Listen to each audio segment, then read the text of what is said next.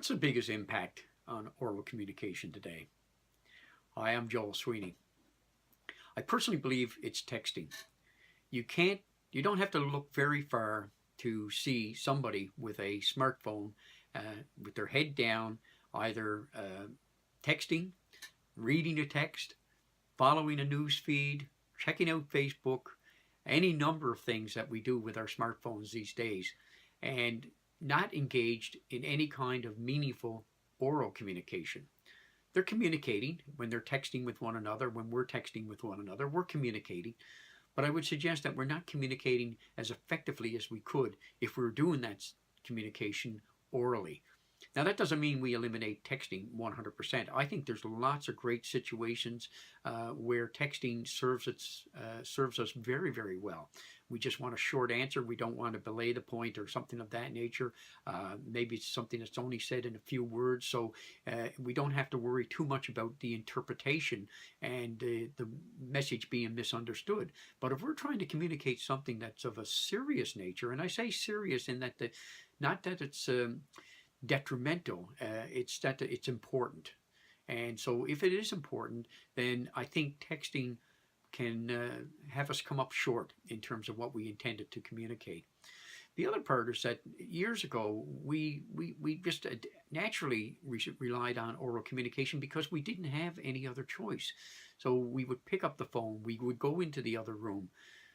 But nowadays, whether it's with family, whether it's with friends, with coworkers, with others in our community, we're seeing more and more reliance on texting.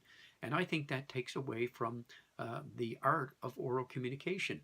And I want to focus on the oral communication component of it, and not from my normal perspective where I would be talking about public speaking and presentation skills. I want to bring it down to the smaller numbers. If we're talking amongst our friends or amongst our co-workers in a very comfortable setting, it's not unusual for our personalities to bubble to the surface very, very quickly.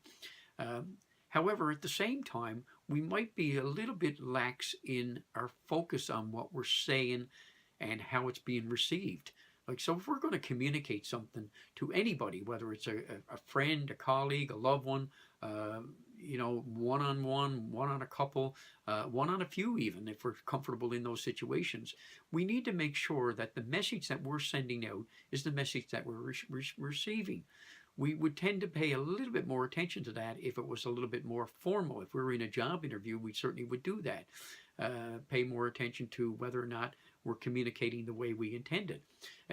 But having said that, I believe that if we do it in our informal settings, then it becomes a lot easier to do it into the formal settings. So it just becomes second nature for us. So if we're into a job interview, for example, and we want to show that we're passionate about the job, then we can do that, particularly if we put emphasis on the fact that we are passionate. We can put emphasis on the fact that we're sincere. And if we're doing that as kind of a routine in all our communication, if we take all our communication seriously, then I think we condition ourselves to step up to that almost automatically. So it becomes second nature for us.